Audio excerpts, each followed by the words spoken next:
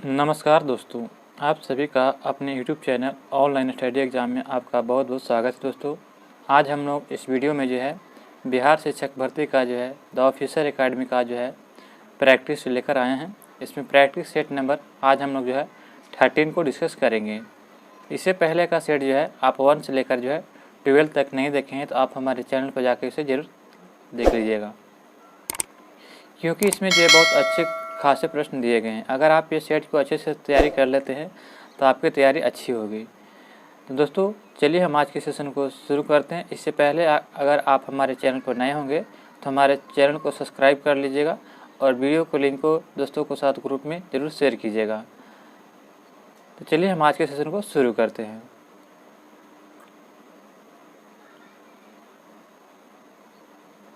निम्नलिखित में से किसने भारतीय राष्ट्रीय कांग्रेस के कराची अधिवेशन का सभापतित्व किया था? तो भारतीय राष्ट्रीय कांग्रेस के कराची अधिवेशन का सभापतित्व किसने किया था?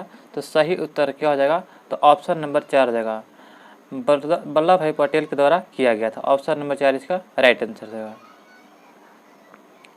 नेक्स्ट प्रश्न दिया गया है कि निम्नलिखित में से निम्न में से किस वर्ष जो है 1928 में Indian independence for India league का गठन किया गया था? तो बताना है कि 1928 में इंडिपेंडेंस फॉर इंडिया लीग के गठन से संबंधित व्यक्ति कौन थे? तो सही उत्तर क्या हो जाएगा? तो यहाँ पे जवाहरलाल नेहरू थे और एक और व्यक्ति थे सुभाष चंद्र बोस, यानी कि जो है 1 और 2 इसका राइट आंसर जाएगा। तो ऑप्शन नंबर क्या हो जाएगा? तो सी इसका राइट आंसर जाएगा। नेक्स्ट प्रश्न दिया गया है कि महात्मा गांधी ने खिलाफत आंदोलन को सहयोग दिया था। तो महात्मा गांधी ने खिलाफत आंदोलन को सहयोग दिया था तो यह कब शुरू हुआ था? तो 1919 में जो है खिलाफत आंदोलन शुरू किया गया था। एक खलीफा पद को बचाने के लिए मुस्लिमों के द्वारा शुरू किया गया था। इसमें महात्मा गांधी ने उनको सहयोग प्रदान किए थे। तो इसका कारण क्या था? तो सही उत्तर जगह कि क्योंकि महात्मा गांधी भारतीय मुसलमानों को ब्रिटिश सरकार के विरुद्ध अपनी ओर मिलाना चाहते थे। भारतीय मुसलमान जो थे उसको जो है ब्रिटिश सरकार के विरुद्ध जो है अपनी ओर मिलाने के लिए ये साथ दिए थे खिलाफत आंदोलन में। ऑप्शन नंबर सी इसका राइट आंसर जाएगा। निम्नलिखित में से कौन एक महात्मा गांधी के नेतृत्व में चलने वाला आंदोलन नहीं था? तो महात्मा गांधी के नेतृत्व में चलने वाला आंदोलन नहीं था तो सही उत्तर क्या हो जाएगा? तो रॉलेट एक्ट था, असहयोग आंदोलन भी था, सविनय अवज्ञा आंदोलन भी था। आपका इसका राइट आंसर क्या हो जाएगा? तो ऑप्शन नंबर 4 इसका right answer. Home rule league आंदोलन जो है ये महात्मा गांधी के जो है द्वारा चलने वाला नहीं था। तो ऑप्शन नंबर 4 इसका राइट आंसर है। नेक्स्ट प्रश्न दिया गया कि निम्नलिखित में से किसने जो है 1920 के नागपुर के भारतीय राष्ट्रीय कांग्रेस के अधिवेशन में सहयोग प्रस्ताव को प्रस्तावित किया था? तो यह प्रस्तावित किया था CR दास ने। ऑप्शन नंबर ए इसका राइट आंसर होगा। इन्होंने जो है प्रस्ताव को ठुकराया भी था और इन्होंने फिर प्रस्ताव को लाया भी था। तो ऑप्शन नंबर ए इसका राइट आंसर जाएगा। गांधी जी ने दांडी मार्च के समय भारत का वायसराय कौन था? तो गांधी जी ने जब दांडी मार्च शुरू किया था कब? 1930 में। तो उस समय जो था भारत का वायसराय कौन था? तो सभी लोग जानते हैं कि उस समय भारत का वायसराय कौन था? तो लॉर्ड इरविन था। क्योंकि जो है उस समय क्या हो रहा था कि जब दांडी मार्च चल रहा था तो 1930 में जो है 1930 में क्या हुआ था कि सबने यहाँ पे गोलमेज सम्मेलन शुरू हो गया था। 1930, 31 और 32 में 3 गोलमेज सम्मेलन हुआ था। तो उस समय इरविन का शासनकाल था, वायसराय था भारत में। तो ऑप्शन नंबर ए इसका राइट आंसर देगा। नेक्स्ट प्रश्न दिया गया है कि व्यक्तिगत सत्याग्रह आंदोलन की प्रथम सत्याग्रही कौन थे? तो दोस्तों यहाँ पे पूछा जा रहा है कि प्रथम सत्याग्रही कौन थे। तो आपको बता दूं कि व्यक्तिगत सत्याग्रह जो है ये 1940 में शुरू किया गया था। ये विनोबा भावे इसके पहले सत्याग्रही थे। उसके बाद दूसरे पूछा जाएगा तो JL नेहरू थे, जवाहरलाल नेहरू थे। और तीसरे कहेंगे तो ब्रह्मदत्त थे, ब्रह्मदत्त। तो ये याद रखिएगा, BPSC जो है तीसरा तक पूछ चुका है, ये याद रखिएगा। तो ब्रह्मदत्त तीसरे व्यक्ति थे। नेक्स्ट प्रश्न दिया गया है कि 1942 के आंदोलन में डॉक्टर राजेंद्र प्रसाद को किस जेल में रखा गया था? तो जब 8 अगस्त 1942 को जब भारत छोड़ो आंदोलन जो है शुरू किया गया था तो उस समय जो है सभी लोगों को क्या किया था कि उस समय विश्व युद्ध चल रहा था, द्वितीय विश्व युद्ध। इस समय अंग्रेज बोला था कि क्यों कोई भी यहाँ पे जो विद्रोह नहीं करेगा। तो यहाँ पे भारतीयों ने जो 8 अगस्त 1942 को भारत छोड़ो आंदोलन शुरू किया था, जिसके कारण जो है 9 अगस्त को ऑपरेशन जीरो आवर ऑपरेशन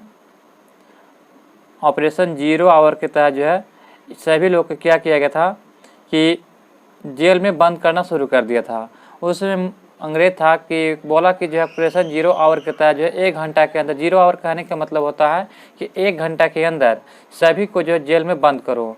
तो इसीलिए जो है 9 अगस्त को जो है डॉक्टर राजेंद्र प्रसाद को जो तबीयत खराब होने के कारण जो है इनको बांकीपुर जेल में बंद किया गया था। कहाँ पे? तो पटना में बांकीपुर जेल है। तो ऑप्शन नंबर क्या हो जाएगा? तो ए इसका राइट आंसर हो जाएगा। आगा खां पैलेस में जो है किनको रखा गया था? तो आगा खां पैलेस में जो महात्मा गांधी को रखा गया था। नेक्स्ट प्रश्न दिया गया दोस्तों कि भारत के विभाजन से संबंधित माउंटबेटन योजना की सरकारी तौर पर घोषणा कब हुआ था? तो भारत के विभाजन से संबंधित माउंटबेटन योजना की सरकारी तौर पर घोषणा कब किया गया था? तो सही उत्तर हो जाएगा ऑप्शन नंबर 4 हुआ, यानी कि हो जाएगा 3 जून 1947 को किया गया था। Option number 4। नेक्स्ट प्रश्न है, निम्नलिखित नेताओं में से किसने भारत छोड़ो आंदोलन के दौरान जेल से फरार होकर भूमिगत गतिविधियों को संगठित किया था? तो ये जो है हजारीबाग जेल से जो थे फरार हुए थे कौन? तो सही उत्तर हो जाएगा जयप्रकाश नारायण। दिवाली के दिन जो है जयप्रकाश नारायण जो थे, क्या हुआ था कि उन्होंने अंग्रेज से बोला कि हमें जो पटाखे छोड़ने के लिए दिवाली के इस मौसम पे, दिवाली के चाहिए हमें पटाखे छोड़ने के लिए। तो अंग्रेज ने कहा कि नहीं, हम आपको पटाखे छोड़ने के लिए नहीं देंगे, आप लोग उपद्रव कर दीजिएगा। तो कहा कि ठीक है, आप नहीं दीजिएगा तो हम लोग क्या करेंगे कि थाली को पीटेंगे। क्या पीटेंगे? तो थाली को। तो थाली को पीटने के लिए कहा कि ठीक है, तुम लोग थाली पीटना, हम जो है चुपके से जो है दीवार तोड़ करके लोगों, कुछ लोग जो है वहाँ से दीवार तोड़ कर भाग गए थे। ये इस प्रकार से भागे थे।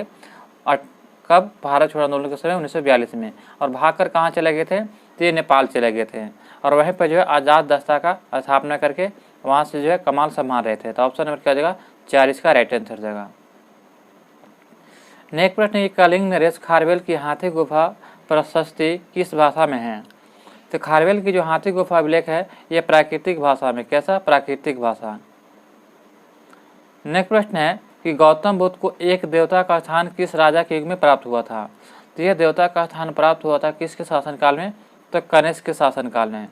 कनिष्क के शासनकाल में गौतम बुद्ध को क्या कहा कि भगवान मानना, यानी कि देवता माने। तो ऑप्शन नंबर 20 का राइट आंसर देगा। नेक्स्ट प्रश्न दिया गया दोस्तों, प्रश्न नंबर दिया गया है कि इनमें से किसके सर्वप्रथम व्यापक पैमाने पर स्वर्ण मुद्रा का प्रचलन किया था? तो स्वर्ण मुद्रा का प्रचलन देखा जाए तो सही उत्तर क्या हो जाएगा? ऑप्शन नंबर हो जाएगा सी हो जाएगा, विंग कैटफिशर्स ने किया था। स्वर्ण मुद्रा का सबसे पहले जो प्रयोग चलाने का श्रेय किसे जाता है? तो विंग कैटफिशर्स को। अब पूछा जाए कि सबसे शुद्ध सोना का सिक्का किसने चलाया था? तो कुषाणों ने चलाया था। कुषाणों ने क्यों चलाया था? क्योंकि जो कुषाणों का जो है यानी कि रेशम मार्ग को अधिकार हो गया था। जितने भी रेशम मार्ग का अगर व्यापार होता था तो उसको टैक्स के रूप में एक सोने का सिक्का दिया जाता था। तो वहाँ पे शुद्ध सोने का सिक्का कुषाणों ने चलाया था। अगर पूछेगा दोस्तों कि सबसे अधिक सोने का सिक्का किसने चलाया था? तो गुप्त शासकों ने चलाया था सबसे अधिक सोने का सिक्का, लेकिन वो शुद्ध नहीं था पूरा। नेक्स्ट प्रश्न देखते हैं, अशोक के किस लेख में बौद्ध पुस्तकों का उल्लेख किया गया है? तो अशोक के किस लेख में बौद्ध पुस्तकों का उल्लेख किया गया है? तो ये हो जाएगा भाब्रुक लेख में। ऑप्शन नंबर 20 का राइट आंसर हो। भाब्रुक लेख में जो है अशोक के जो है लेख है जो बौद्धों का पुस्तकों का उल्लेख किया गया है। ऑप्शन नंबर 20 का राइट आंसर जाएगा। नेक्स्ट प्रश्न दिया गया दोस्तों, प्रश्न है कि निम्नलिखित में से किस देश ने अशोक का कोई अभिलेख नहीं मिला है?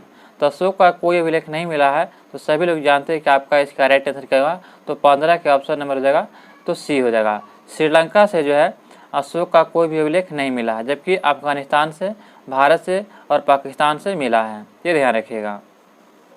नेक्स्ट प्रश्न दिया गया दोस्तों कि मकबरा निर्माण शैली का जनक किसे कहा जाता है? तो मकबरा निर्माण शैली का जनक देखा जाए तो किसे कहा जाता है? तो सही उत्तर देगा ऑप्शन नंबर बी, शाहजहां को जो है मकबरा शैली निर्माण का जनक कहा जाता है। ऑप्शन नंबर जो 20 का राइट आंसर देगा। और शाहजहां के काल में जो है स्थापत्य का स्वर्ण काल भी कहा जाता है। स्थापत्य का स्वर्ण काल कहे का मतलब हुआ कि इस समय बहुत सारे जो है यानी कि स्थापत्य बना था, जैसे कि ताजमहल हो गया, दिल्ली का लाल किला हुआ, इस प्रकार से बने थे। नेक्स्ट प्रश्न दिया गया है कि अकबर ने दास प्रथा का अंत कब किया? तो अकबर द्वारा दास प्रथा का अंत देखा जाए तो 1562 में किया गया था। कब? 1562 में। ऑप्शन नंबर ए इसका राइट आंसर देगा। दोस्तों हमें उम्मीद है कि आपको ये वीडियो पसंद आ रहा होगा। अगर अभी तक हमारे चैनल को सब्सक्राइब नहीं किया दोस्तों तो हमारे चैनल को सब्सक्राइब जरूर करें और वीडियो को लिंक दोस्तों के साथ ग्रुप में शेयर करना ना भूलें। नेक्स्ट क्वेश्चन दिया गया है कि किसके समय में मलिक मोहम्मद जैसी ने पद्मावत की रचना किया था। तो पद्मावत की रचना देखा जाए तो किसके समय में किया गया था, तो सही उत्तर क्या हो जाएगा, ऑप्शन नंबर बी हो जाएगा, शेर शाह के समय। शेर शाह का समय जो था मलिक मोहम्मद जैसी ने पद्मावत पुस्तक की रचना किया था। ऑप्शन नंबर 20 का राइट आंसर होगा। अगला प्रश्न दिया गया है कि मुगल साम्राज्य के दृढ़ीकरण के दृष्टिकोण से सबसे निर्णायक युद्ध कौन था। तो मुगल साम्राज्य के दृष्टिकोण से देखा जाए तो पानीपत का जो प्रथम युद्ध था, इसी समय क्या हुआ था कि बाबर 1526 में बाबर और इब्राहिम लोधी के बीच हुआ था और इसी जो युद्ध जीतने के बाद बाबर ने जो है मुगल साम्राज्य की स्थापना किया था। तो ऑप्शन नंबर क्या हो जाएगा, ए हो जाएगा, पानीपत का प्रथम युद्ध। नेक्स्ट प्रश्न दिया गया है कि शाहजहां ने निम्नलिखित में से किस शहर में मोती मस्जिद बनवाया था। तो शाहजहां ने मोती मस्जिद कहाँ बनवाया था, तो सही उत्तर क्या हो जाएगा, ऑप्शन नंबर हो जाएगा सी, आगरा में बनाया था। शाहजहां के द्वारा मोती मस्जिद जो है आगरा में बनाया गया था। ऑप्शन नंबर सी इसका राइट आंसर हो जाएगा। निदेशक तत्व क्या है। तो दोस्तों यहाँ पे पूछा गया है कि निदेशक तत्व क्या है, तो सही उत्तर हो जाएगा अबाध योग है। निदेशक तत्व जो होता है अबाध योग होता है। तो ऑप्शन नंबर 20 का राइट आंसर हो जाएगा। भारत के किस राज्य की विधानसभा में अधिकतम कितने सदस्य हो सकते हैं। तो यहाँ पे विधानसभा के बारे में पूछा जा रहा है दोस्तों। तो अधिकतम देखा जाए तो कितना हो जाएगा, तो ऑप्शन नंबर सी हो जाएगा 500 होते हैं। Option number C 500। नेक्स्ट प्रश्न दिया गया है, प्रश्न हमारा दिया गया है कि अगर कोई धन विधेयक लोकसभा द्वारा स्वीकृति हो जाए तो ये हो जाते, अगर कोई धन विधेयक लोकसभा द्वारा स्वीकृति हो जाए तो राज्यसभा इसके अधिक से अधिक कितने दिन तक रोक सकती है। तो राज्यसभा जो अधिक से अधिक देखा जाए तो 14 दिन से ज़्यादा नहीं रोक सकती, 14 दिन तक। तो ऑप्शन नंबर क्या हो जाएगा, तो 4 हो जाएगा। नेक्स्ट प्रश्न दिया गया प्रश्न कि निम्नलिखित में से कौन संसद के संयुक्त सत्र की अध्यक्षता करने हेतु अधिकृत है। तो सही उत्तर हो जाएगा कि लोकसभा का अध्यक्ष जो होता है संसद संयुक्त सत्र की अध्यक्षता करता है, लोकसभा के अध्यक्ष। ऑप्शन नंबर 4 इसका राइट आंसर हो जाएगा। निम्नलिखित में से किस एक की सिफारिश के आधार पर संघ एवं राज्य के बीच वित्तीय विवरण होता है। संघ और राज्य के बीच वित्तीय विवरण किसके जो है अन्य के आधार पर होता है। तो सही उत्तर हो जाएगा वित्त आयोग के आधार पर। ऑप्शन नंबर इसका राइट आंसर हो जाएगा। राष्ट्रीय विकास परिषद की अध्यक्षता कौन करता है। तो राष्ट्रीय विकास परिषद की अध्यक्षता देखा जाए तो कौन करता है, तो सही उत्तर क्या हो जाएगा, भारत के प्रधानमंत्री के द्वारा जो है राष्ट्रीय विकास परिषद की अध्यक्षता किया जाता है। ऑप्शन नंबर 20 का राइट आंसर हो जाएगा। नेक्स्ट प्रश्न दिया गया है कि निम्न में से कौन सा एक संवैधानिक संशोधन मौलिक कर्तव्य से संबंधित है। तो यहाँ पे बताना है कि मौलिक कर्तव्य से सभी लोग जानते हैं कि 42वां संविधान संशोधन जो है संबंधित है मौलिक कर्तव्य से, और ये कब हुआ था, तो 1976 में हुआ था। दोस्तों 76 कैसे याद रखिएगा, तो 4 और 2 कितना होता है, तो 6 होता है, तो इसलिए याद रखिएगा 76। और एक होता है 44वां, तो 44वां 4 4 कितना होता है, 8 होता है, तो ये याद रखिएगा 1978। इस प्रकार से आप याद रख सकते हैं। नेक्स्ट प्रश्न दिया गया दोस्तों कि राज्य सरकार का कार्यकारी अध्यक्ष या संवैधानिक प्रमुख कौन होता है। तो संवैधानिक प्रमुख या कार्यकारी अध्यक्ष देखा जाए तो सही उत्तर क्या हो जाएगा, ऑप्शन नंबर 28 का बी हो जाएगा, राज्यपाल। राज्य सरकार का कार्यकारी अध्यक्ष या संवैधानिक प्रमुख राज्यपाल होता है। ऑप्शन नंबर 20 का राइट आंसर हो जाएगा। भारत की तटीय रेखा की कुल लंबाई कितनी है।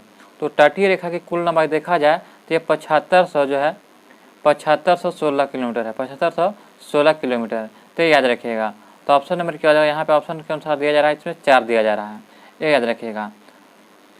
इसमें जो है 7516 किलोमीटर में जो है द्वीपों को भी मिलाकर दिया गया है, ये ध्यान रखिएगा। जो अंडमान है, लक्षद्वीप है, ये सभी द्वीपों को मिलाकर 7516 किलोमीटर होता है। अगर मुख्य भूमि से देखा जाए भारत की वाला ये भाग, तो ये होता है 6100 किलोमीटर। कितना, 6100 किलोमीटर होता है, तो ये ध्यान रखिएगा।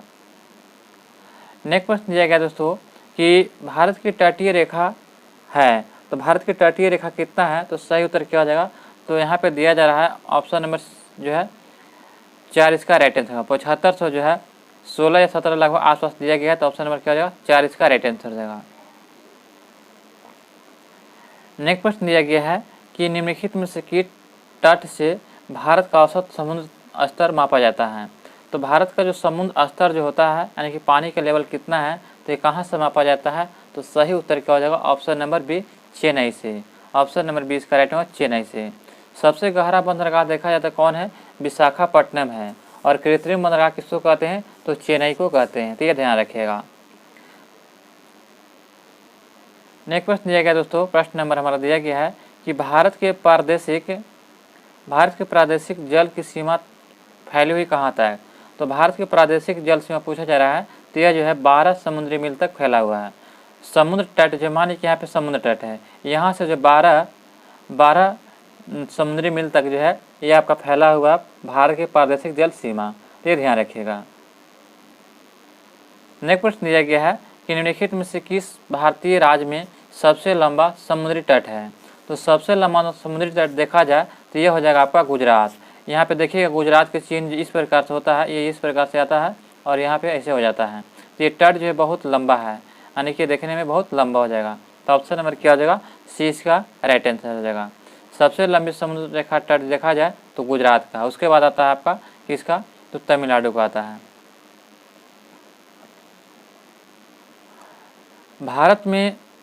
भारत में कितने राज्य समुद्र तट से साझा करते हैं। तो भारत में कितने राज्य समुद्र तट से साझा करते हैं, तो सभी लोग जानते हैं कि समुद्र तट से साझा करने वाले राज्यों की संख्या देखा जाए तो कुल 9 राज्य है। ऑप्शन नंबर जो है सी इसका राइट आंसर है। जैसे कि गुजरात हो गया, महाराष्ट्र हो गया, गोवा हो गया, केरल हो गया, तमिलनाडु हो गया, आंध्र प्रदेश हो गया, उड़ीसा हो गया, पश्चिम बंगाल। इस प्रकार से जो कुल 9 राज्य जो है तट रेखा से लगे हुए हैं।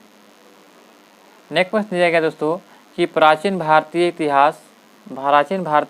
ऐतिहासिक भूगोल के दौरान रत्नाकर शब्द का अर्थ क्या होता है। तो रत्नाकर शब्द का अर्थ देखा जाए तो क्या हो जाएगा, तो ऑप्शन नंबर ए हो जाएगा अरब सागर। ऑप्शन नंबर ए इसका राइट आंसर अरब सागर हो जाएगा। सॉरी फ्रेंड, अरब सागर नहीं, हिंद महासागर हो जाएगा। सॉरी फ्रेंड्स, यहाँ पे दिया गया है कि प्राचीन भारतीय ऐतिहासिक भूगोल के दौरान रत्नाकर शब्द का अर्थ क्या होता है, तो सी हो जाएगा हिंद महासागर होता है। एकमात्र भारत ऐसा देश है जिसका जो है नाम पर जो है एक सागर रखा गया, हिंद महासागर। ये ध्यान रखिएगा।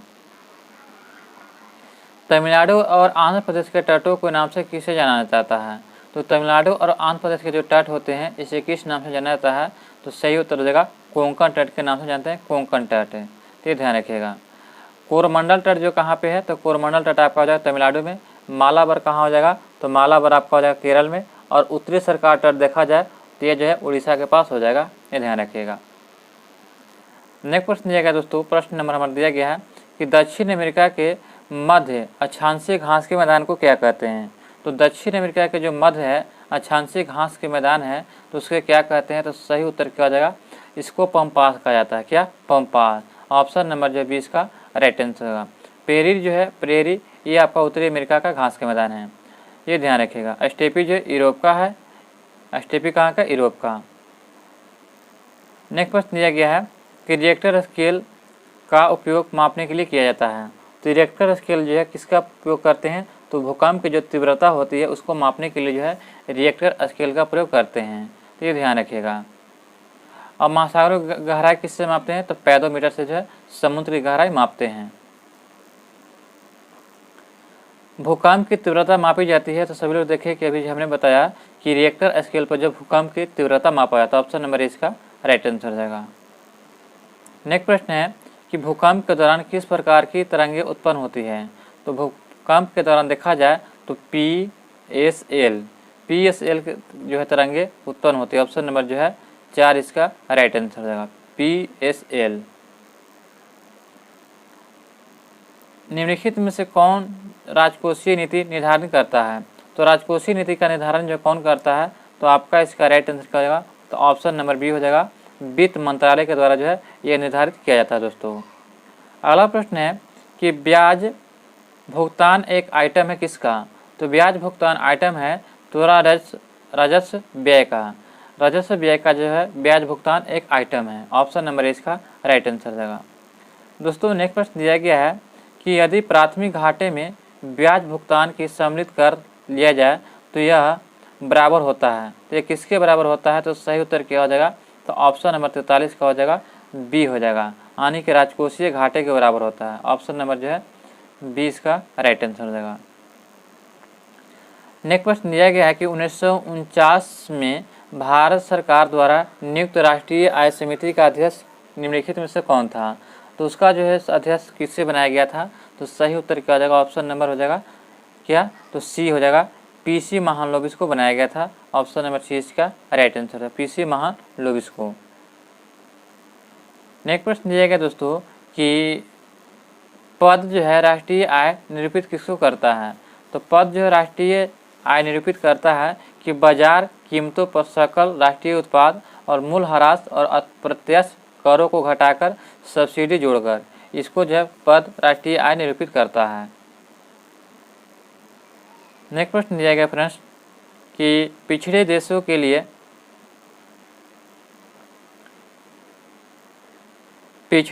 के लिए रोलिंग प्लान का सुझाव किसने दिया था? तो रोलिंग प्लान जो लाया था किसने? तो यह लाया था जी मिडल द्वारा। जी मिडल के द्वारा जो है रोलिंग प्लान लाया गया था, पिछड़े देशों के लिए ये लाया गया था। बिहार बजट 2023-24 में तलाकशुदा, यहाँ पे तलाकशुदा हो जाएगा, तलाकशुदा अल्पसंख्यक महिलाओं को कुल कितने रुपया दिए जाने की प्रावधान किया गया है? तो ये प्रावधान किया गया है 25,000, इकाई धन सैकड़ा हज़ार, 25,000 इसका राइट आंसर होगा। जो भी व्यक्ति बिहार बजट 2023 में जो है ये शामिल किया गया है कि अगर कोई व्यक्ति तलाकशुदा अल्पसंख्यक महिला है तो उसको जो है कितना रुपया दिया जाएगा? तो 25,000 रुपया दिया जाएगा। नेक्स्ट प्रश्न है कि पौधे जो नमक युक्त मिट्टी में उगते हैं को क्या कहते हैं? तो नमक युक्त मिट्टी में उगने वाले पौधे को जो है सही उत्तर क्या हो जाएगा? हैलोफाइट कहते हैं, हैलोफाइट। ऑप्शन नंबर सी इसका राइट आंसर, हैलोफाइट कहते हैं।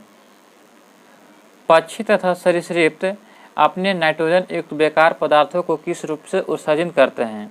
तो पक्षी और सरीसृप क्या होता है कि नाइट्रोजन युक्त बेकार जो पदार्थ होते हैं अपने मल मूत्र के त्याग किससे करता है? तो यूरिक अम्ल के रूप में करता है। ऑप्शन नंबर 4 इसका राइट आंसर देगा।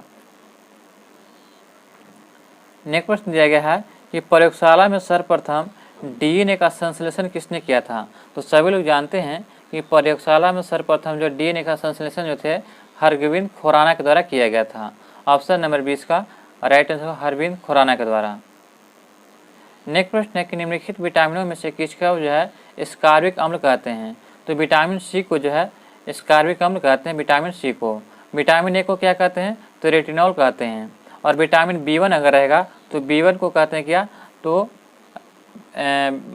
विटामिन B1 को क्या कहते हैं? तो इसका अब विटामिन डी को क्या कहेंगे? तो कैल्सीफेरॉल कहेगा। नेक्स्ट प्रश्न दिया गया है कि कपाल तंत्रिकाओं की संख्या कितनी जोड़ी होती है? तो कपाल तंत्रिकाओं की संख्या देखा जाए दोस्तों तो ये 12 जोड़ी होती है। कितने? 12 जोड़ी होती है। गुद्दे में पथरी मुख्यतः बनती है किसका?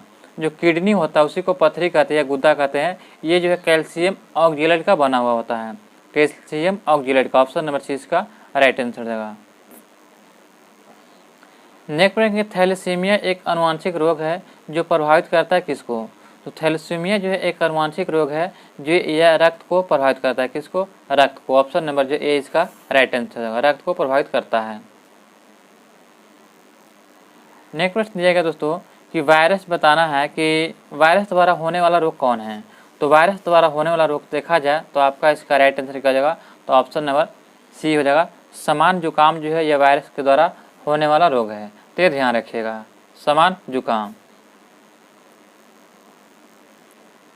दूध उदाहरण किसका है? तो दूध जो देखा जाए तो उदाहरण होता है किसका? तो इमल्सन का। ऑप्शन नंबर सी इसका राइट है, इमल्सन का उदाहरण है। निम्नलिखित में से किस राशि का मात्रक नहीं होता है? तो एक ऐसा जो है विकृति एक ऐसा राशि है जिसका जो है मात्रक नहीं होता। ऑप्शन नंबर सी इसका राइट है, विकृति का कोई मात्रक नहीं होता है। तो दोस्तों ये प्रश्न बार बार एग्जाम में पूछे जाते हैं, इसको ध्यान रखिएगा। आर्द्रता किस उपकरण से मापी जाती है? तो यहाँ पे दिया गया आर्द्रता, तो आर्द्रता जो मापा जाता है हाइग्रोमीटर से। क्या? हाइग्रोमीटर से आर्द्रता मापते हैं। और अपेक्षिक घनत्व कहेगा तो हाइड्रोमीटर हो जाएगा। अपेक्षिक घनत्व हाइड्रोमीटर, अगर अपेक्षिक आर्द्रता कहेगा तो हाइग्रोमीटर, ये याद रखिएगा। और पायरोमीटर से जो है उच्च तापमान मापते हैं। अगला प्रश्न दिया गया है कि अनुदैर्घ्य तरंगों का उदाहरण क्या होता है? तो अनुदैर्घ्य तरंगें जो होती है ये ध्वनि अनुदैर्घ्य तरंगें होती है, अनुदैर्घ्य तरंगें। जबकि रेडियो एक्स किरणें और गामा किरणें जो है ये अनुप्रस्थ तरंगे हैं। नेक्स्ट प्रश्न दिया गया फ्रेंड कि दूध से क्रीम को अलग करने के लिए निम्नलिखित में से किस तकनीकी का उपयोग करते हैं? तो यह जो है केंद्रापसरण बल का उपयोग करते हैं। केंद्रापसरण बल, ऑप्शन नंबर इसका राइट आंसर हो जाएगा। ऑप्शन नंबर इसका राइट आंसर हो जाएगा। नेक्स्ट प्रश्न दिया गया है कि एक कटा हुआ हीरा चमकता किसके कारण? तो एक कटा हुआ हीरा जो होता है ये पूर्ण आंतरिक परिवर्तन के कारण चमकता है। ऑप्शन नंबर 20 का राइट आंसर हो जाएगा। नेक्स्ट प्रश्न है कि ओम मीटर किसका मात्रक है? तो अगर ओम रहता तो प्रतिरोध का होता, लेकिन यहाँ पे ओम मीटर दिया जा रहा है तो ये प्रतिरोधकता का हो जाएगा। किसका? प्रतिरोधकता का। आवेश का मात्रक किसका होता है? कूलम का हो जाएगा। एक रेलवे में दो क्रमागत पटरियों को उनके बीच जो अंतराल के साथ अंत से अंत तक जोड़ा जाता है, क्योंकि तो इसका जोड़ने का कारण क्या होता है कि तीसरा का हो जाएगा। ऑप्शन नंबर बी हो जाएगा, यानी कि ऑप्शन नंबर बी इसका राइट आंसर होगा। गर्मी में रेलों के विस्तार के कारण जो है होने वाली दुर्घटनाओं से बचाने के लिए जो है यह किया जाता है। तो ऑप्शन नंबर 20 का राइट आंसर देगा, क्योंकि जो गर्मियों के दिनों में क्या होता है कि लोहा फैलता है, ये ध्यान रखिएगा। निम्न में से कौन सा एक कोलाइड नहीं है? तो कोलाइड नहीं है दोस्तों, तो घी जो है कोलाइड नहीं है, जबकि दूध, दही ये सभी कोलाइड है, जबकि घी नहीं है। नेक्स्ट प्रश्न हमारा दिया गया प्रश्न नंबर कि निम्न में से कौन तत्व रेडियोधर्मी है? तो रेडियोधर्मी देखा जाए तो कौन से तत्व हो जाएंगे? तो थोरियम जो है ये रेडियोधर्मी तत्व है। ऑप्शन नंबर 4 इसका राइट आंसर, थोरियम रेडियोधर्मी तत्व है। निम्न में से सबसे मीठी चीनी कौन हो जाएगा? तो मीठी चीनी देखा जाए तो सही उत्तर क्या हो जाएगा? तो 66 का ऑप्शन नंबर ए हो जाएगा, फ्रक्टोज। फ्रक्टोज को जो है मीठी चीनी कहते हैं। यह सुक्रोज से भी दोगुना मीठा होता है, तो याद रखिएगा। मीठी चीनी किसको कहेंगे? तो फ्रुक्टोज को। नेक्स्ट प्रश्न दिया गया दोस्तों कि वाशिंग सोडा निम्न में से किसका समान नाम है? तो देखिए दोस्तों, वाशिंग सोडा और खाने वाला सोडा दो ऐसे सोडा होते हैं, बार बार एग्जाम में आते हैं और कन्फ्यूजन होते हैं। तो देखिए, अगर आपको यहाँ पे वाशिंग सोडा दिया जाएगा तो याद रखिएगा कि धोने वाला सोडा रहेगा तो सोडियम कार्बोनेट रहेगा। क्या रहेगा? 67 की हो जाएगा सोडियम कार्बोनेट। अगर खाने वाला रहेगा तो देखिए दोस्तों, अगर खाइएगा सोडा तो बिना मतलब के तो वायु पकड़वे करेगा, तो इसलिए उसमें वायु पकड़ लेगा। अगर कुछ सोडा खाएंगे तो क्या पकड़ेगा? वायु पकड़ेगा। तो कैल्शियम बाइकार्बोनेट जो है ये खाने वाला सोडा है, लेकिन यहाँ वाशिंग सोडा पूछा जा रहा है तो वाशिंग सोडा सोडियम कार्बोनेट के बोलते हैं। तो ऑप्शन नंबर इसका राइट आंसर देगा। हमें उम्मीद है कि आपको यह समझ में आ गया होगा। खाइएगा तो क्या होगा? बिना मतलब के खाइएगा तो वायु पकड़ लेगा, यानी कि ये याद करने के लिए बता रहे हैं दोस्तों। नेक्स्ट प्रश्न दिया गया है कि किस पर्यावरणविद ने जैव विविधता संरक्षण क्षेत्र का सिद्धांत दिया था? तो जैव विविधता संरक्षण क्षेत्र का सिद्धांत जो किसने दिया था? तो सही उत्तर क्या हो जाएगा? तो ऑप्शन नंबर 20 का राइट आंसर होगा, नॉर्मन मेयर्स ने दिया था। Option number B.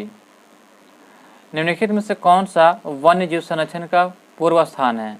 तो वन्य जीव संरक्षण का पूर्व स्थान देखा जाए तो सही उत्तर क्या हो जाएगा? तो ऑप्शन नंबर 69 का बी हो जाएगा, गृह उद्यान इसका राइट आंसर हो जाएगा। दोस्तों, हमें उम्मीद है कि आपको ये वीडियो आपको पसंद आ रहा होगा। अभी तक हमारे चैनल को सब्सक्राइब नहीं किया तो चैनल को पर जाएं और सब्सक्राइब जरूर करें, और वीडियो को लिंक को दोस्तों को साथ ग्रुप में शेयर करना ना भूलें। किस उर्वरक में मिट्टी के पीएच मान को कम करने की क्षमता होती है? तो किस उर्वरक में मिट्टी के पीएच मान को कम करने की क्षमता होती है? तो दोस्तों आपका इसका राइट आंसर हो जाएगा ऑप्शन नंबर 4, पोटास म्यूरेट में। ऑप्शन नंबर 4 इसका राइट आंसर, पोटास म्यूरेट में। पीन घाटी राष्ट्रीय उद्यान कहाँ है? तो पीन घाटी जो है पीन घाटी, इंदर किला, ये सभी जो कहाँ है? तो आपका इसका राइट आंसर होगा 71 के ऑप्शन नंबर हिमाचल प्रदेश में, ये याद रखिएगा। नेक्स्ट प्रश्न दिया गया है कि पंप दुम 16 राष्ट्रीय उद्यान कहाँ है? तो पंप दुम 16 राष्ट्रीय उद्यान देखा जाए तो यह है केरल में। ऑप्शन नंबर 20 का राइट आंसर, केरल में। कासु ब्रह्मानंद रेड्डी राष्ट्रीय उद्यान किस प्रदेश में है?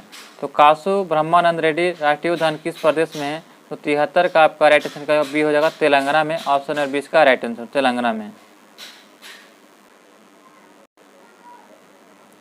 हमारा प्रश्न था कि कासु ब्रह्मानंद रेड्डी राष्ट्रीय उद्यान किस प्रदेश में है? तो यह तेलंगाना में था दोस्तों। कहाँ पे? तेलंगाना। ऑप्शन नंबर 20 का राइट आंसर देगा। नेक्स्ट प्रश्न दिया गया है कि लवचारा राष्ट्रीय उद्यान किस देश में है। तो लवचारा राष्ट्रीय उद्यान देखा जाए तो यह बांग्लादेश में है। ऑप्शन नंबर 20 का राइट आंसर बांग्लादेश में है। नेक्स्ट प्रश्न है कि पुली बैज वन्य जीव अभ्यारण्य किस प्रदेश में है। तो पुली बैज वन्य जीव अभ्यारण्य यह आपका कहाँ है। तो नागालैंड में। ऑप्शन नंबर ए इसका राइट आंसर नागालैंड में। नेक्स्ट प्रश्न दिया गया है कि नागझीरा वन्य जीव अभ्यारण्य किस प्रदेश में है। तो नागझीरा वन्य जीव अभ्यारण्य जो है यह आपका कहाँ है। तो महाराष्ट्र में। ऑप्शन नंबर जो है 20 का राइट आंसर महाराष्ट्र में जो है नागझीरा वन्य जीव अभ्यारण्य है। नेक्स्ट प्रश्न है कि कोरिंग राष्ट्रीय उद्यान। तो दोस्तों कोरिंग राष्ट्रीय उद्यान जो है कहाँ है। तो आपका हो जाएगा आंध्र प्रदेश में। कहाँ पे। आंध्र प्रदेश। ऑप्शन नंबर इसका राइट आंसर हो जाएगा। नेक्स्ट प्रश्न दिया गया है कि निम्न में से कौन फोर्ब्स बिलियनियर 2023 सूची में सबसे अमीर खिलाड़ी मालिक कौन बन गया है। तो सबसे अमीर खिलाड़ी का मालिक कौन बन गया है। तो सही उत्तर हो जाएगा option number A Mukesh Ambani. Mukesh Ambani जो है यह फोर्ब्स बिलियनियर 2023 सूची में सबसे अमीर खिलाड़ी मालिक कौन बन गया है। तो मुकेश अंबानी। ऑप्शन नंबर जो है ये इसका राइट आंसर हो जाएगा। बांदीपुर नेशनल पार्क हाल ही में प्रोजेक्ट टाइगर रिजर्व रूप में 50 साल पूरे हो गए हैं। यह किस राज्य में स्थित है। तो बांदीपुर कहेगा दोस्तों तो ये आपका हो जाएगा 79 का। ये हो जाएगा कर्नाटक में। देखिएगा एक होता है बांदीपुर होता है और एक होता है बांधवगढ़ है। तो दोनों में दोस्तों कन्फ्यूजन नहीं होएगा। बांधवगढ़ बांधना है तो हम एमपी को बांधेंगे। कहाँ बांधेंगे। मध्य में बीच में बांधेंगे। कहाँ बांधना है। किसी भी चीज़ को बांधेंगे तो कहाँ बांधेंगे। तो बीच में। तो बांधवगढ़ कहेगा तो मध्य प्रदेश और बांदीपुर कहेगा तो कर्नाटक। ये ध्यान रखिएगा। अभी हाल ही में किसे जो है पोलैंड के शीर्ष पुरस्कार से सम्मानित किया गया है। तो पोलैंड के शीर्ष पुरस्कार से सम्मानित किया गया है वोलोडिमिर जेलेंस्की को। ऑप्शन नंबर जो है 20 का राइट है। ये जो है जेलेंस्की को सम्मानित किया गया है पोलैंड के शीर्ष पुरस्कार से। नेक्स्ट प्रश्न क्या अभी हाल ही में 5वें भारतीय खिलाड़ी को एमसीसी की आजीवन मानदंड सदस्यता दी गई है। निम्न में से कौन इस सूची में शामिल नहीं है। तो 81 का आपका राइट आंसर क्या हो जाएगा। तो वीरेंद्र सहवाग शामिल नहीं है। ऑप्शन नंबर 20 का राइट आंसर हो जाएगा। जीआई रजिस्टर द्वारा जारी किए गए डेटा के अनुसार निम्न में से किस राज्य ने सर्वाधिक भौगोलिक संकेत जीआई टैग प्राप्त किया है। तो जीआई रजिस्टर द्वारा देखा जाए तो सबसे अधिक जो है भौगोलिक जीआई टैग कौन प्राप्त किया है। तो सही उत्तर हो जाएगा ऑप्शन नंबर बी केरल ने। ऑप्शन नंबर 20 का राइट केरल ने प्राप्त किया जीआई टैग। नेक्स्ट प्रश्न दिया गया कि अभी हाल ही में किस देश ने 2023 में फीफा अंडर-17 विश्व कप की मेजबानी छीन लिया गया है। तो यह छीन लिया गया किसको से। तो पेरू से छीन लिया गया। ऑप्शन नंबर इसका राइट आंसर होगा। पेरू से जो है हाल ही में जो है 2023 में फीफा अंडर-17 विश्व कप की मेजबानी छीन लिया गया है। नेक्स्ट प्रश्न दिया गया है कि अलेक्जेंडर शेफरिन को हाल ही में यूईएफए अध्यक्ष के रूप में चुना गया है। वे किस देश से संबंधित हैं।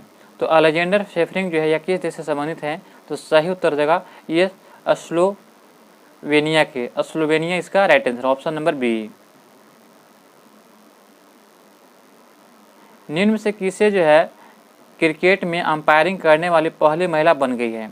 तो पहली महिला अंपायर बनने वाली कौन है। तो किम कॉटन। ऑप्शन नंबर इसका राइट आंसर किम कॉटन जो है यह क्रिकेट में अंपायरिंग करने वाली पहली महिला बन गई है।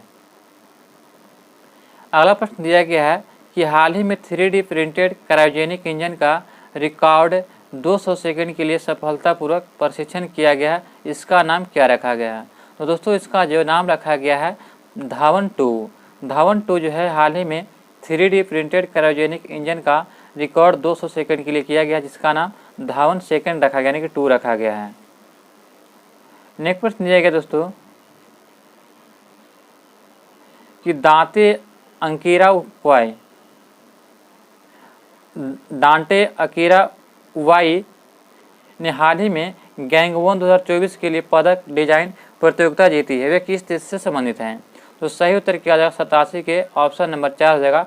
ये ब्राज़ील से संबंधित है। ऑप्शन नंबर 4 इसका राइट है ब्राज़ील से। हाल ही में जारी की गई बैरन की प्रतिष्ठित वार्षिक यूएस फाइनेंस में 100 सबसे प्रभावशाली महिलाओं की सूची में कितनी भारतीय महिलाओं को स्थान प्राप्त हुआ है। तो 100 सबसे प्रतिभाशाली महिलाओं की सूची में देखा जाए उसमें भारत की महिलाएं कितनी शामिल है, तो 5। ऑप्शन नंबर इसका राइट आंसर 5 महिलाओं को शामिल किया गया है। नेक्स्ट प्रश्न दिया गया है कि हाल ही में अधूरे रियास एस्टेट परियोजनाओं की समस्या से निपटने के लिए किसकी अध्यक्षता में एक समिति बनाई गई है। तो ये अधूरे रियास एस्टेट को परियोजना को जो है समस्या से निपटने के लिए जो है ये किसकी अध्यक्षता में जो है समिति बनाई गई है। तो सही उत्तर देगा अमिताभ कांत के जो है अध्यक्षता में समिति बनाई गई थी, अमिताभ कांत। निम्न में से किस दिन विश्व स्वास्थ्य दिवस मनाते हैं। तो सभी लोग जानते हैं कि 7 अप्रैल को विश्व स्वास्थ्य दिवस मनाते हैं, 7 अप्रैल को। ऑप्शन नंबर सी इसका राइट आंसर देगा। नेक्स्ट प्रश्न दिया गया, आज का अंतिम प्रश्न दिया गया प्रश्न कि अभी जो है हाल ही में जगन्नाथ महतो का निधन हो गया है, वे किस राज्य के शिक्षा मंत्री थे। तो जगन्नाथ महतो जो थे ये कहाँ के शिक्षा मंत्री थे, तो झारखंड के। ऑप्शन नंबर 20 का राइट आंसर होगा, जो झारखंड के जो है शिक्षा मंत्री थे जिनका हाल ही में निधन हो गया। तो दोस्तों यहाँ पे जो है आपका सेट नंबर जो है यहाँ पे 13 समाप्त होता है। इसमें जो है 1 से लेकर जो है 91 तक जीके जिस करंट अफेयर प्रश्न दिए गए शामिल किए गए थे, और जो है 92 से जो है 120 तक तो इसमें जो है मैथ रीजनिंग का प्रश्न दिया गया है। तो दोस्तों हमें उम्मीद है कि आपको यह वीडियो पसंद आया होगा। अभी तक हमारे चैनल पर सब्सक्राइब नहीं किए हैं तो चैनल को जल्द से जल्द सब्सक्राइब करें और वीडियो को लिंक को दोस्तों के साथ ग्रुप में शेयर करना ना भूलें। मिलते हैं दोस्तों नए सेट में नए प्रश्नों के साथ। जय हिंद, जय भारत।